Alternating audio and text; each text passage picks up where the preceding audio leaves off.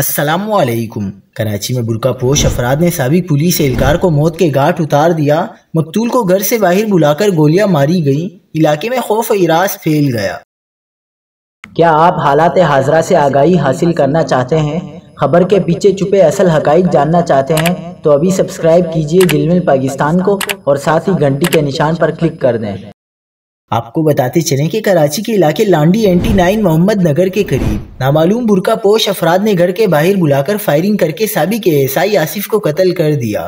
Police حکام نے بتایا کہ جاباک شخص کی شناخت آصف کے نام سے ہوئی ہے۔ مقتول پولیس کا سابق ملازم اور برطرف اہلکار تھا۔